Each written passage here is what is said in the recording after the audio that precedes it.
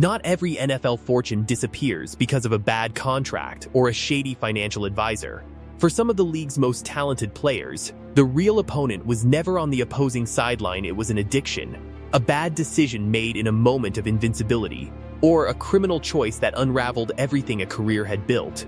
These are the players whose promise was undone not by injury or age, but by prescription pills, powder, or a courtroom. Their stories are harder to watch than a simple bankruptcy filing, because the money wasn't just mismanaged, it was set on fire by the same self-destructive impulses that, ironically, sometimes fueled their success on the field.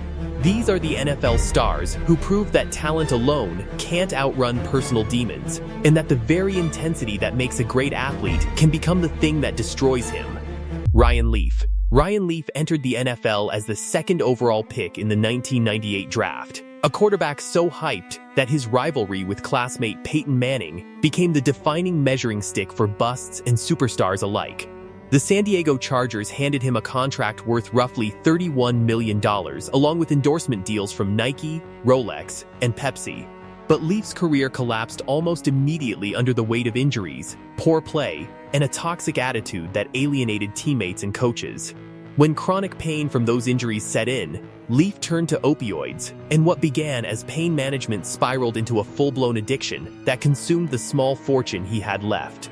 By his own account, Leaf lost virtually everything to the disease, eventually breaking into the homes of former players and even a student he was coaching in West Texas to steal their prescription painkillers. The downward spiral culminated in multiple arrests for burglary and drug possession, an attempted suicide, and ultimately a prison sentence of several years. His story stands as one of the most complete financial and personal collapses in league history, a $31 million fortune reduced to nothing, followed by a stretch behind bars. Leaf has since rebuilt his life as a sobriety advocate, but his journey remains a stark reminder that no signing bonus is large enough to outrun an untreated addiction, and that the pressure of instant fame can turn a can't-miss prospect into a cautionary tale almost overnight. Todd Marinovich. Nicknamed Robo-QB for the rigid, hyper-controlled training regimen his father designed from infancy, Todd Marinovich was supposed to be the perfect quarterback. He started at USC and was drafted 24th overall by the Los Angeles Raiders in 1991, but the same intensity that shaped his mechanics as a passer had also driven him toward drugs as an escape valve from the pressure. By his rookie season, Marinovich was using cocaine and amphetamines, and after failing multiple NFL drug tests, he was suspended and then released by the Raiders after just 2 seasons. His once limitless potential never translated into lasting NFL success. What followed was decades of addiction that swallowed whatever earnings and opportunities remained. Marinovich cycled through arrests for cocaine, heroin, and methamphetamine possession, spent time in jail, and by his own admission went through extended periods of homelessness as his football money ran out and his personal life fell apart. A brief, sobriety-fueled comeback attempt with a semi-pro team in his late 40s captured national attention, but ultimately went nowhere. Marinovich's story is less about a single bad investment and more about a lifelong battle with substance abuse that consumed a legendary amount of promise, proving that the same obsessive drive that can build a can't-miss prospect can just as easily fuel a decades-long addiction once the structure of football disappears. Nate Newton. A 6-time Pro Bowler and 3-time Super Bowl champion, Nate Newton anchored the Dallas Cowboys' offensive line during the franchise's 1990s dynasty, protecting Troy Aikman and opening holes for Emmitt Smith on the way to championship glory. But after retirement, Newton's competitive drive found a dark outlet: drug trafficking.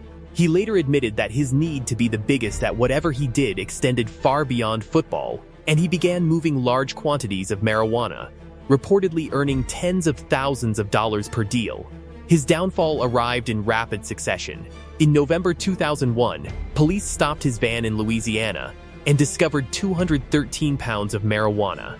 While free on bond just weeks later, he was pulled over again and found with another 175 pounds.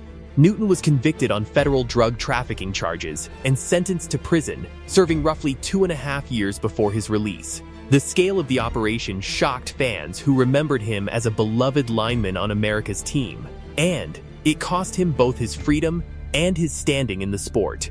Newton has since spoken candidly about rebuilding his life and finding spirituality behind bars. But his story remains a jarring example of how a championship pedigree offers no immunity from the lure of fast, illegal money once the structure and paychecks of an NFL career disappear.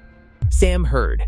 Sam Hurd spent 5 unremarkable but steady seasons as a special teams contributor and depth receiver for the Dallas Cowboys, before signing a 3-year, $5.2 million contract with the Chicago Bears in 2011. Modest money by superstar standards, but a life-changing sum for a player who had built his career on special teams tackles rather than touchdowns.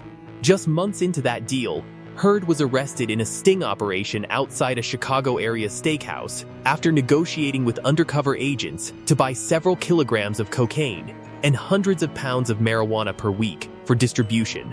The Bears cut him immediately, and the case that followed revealed Hurd had been operating a genuine drug distribution network rather than simply using recreationally.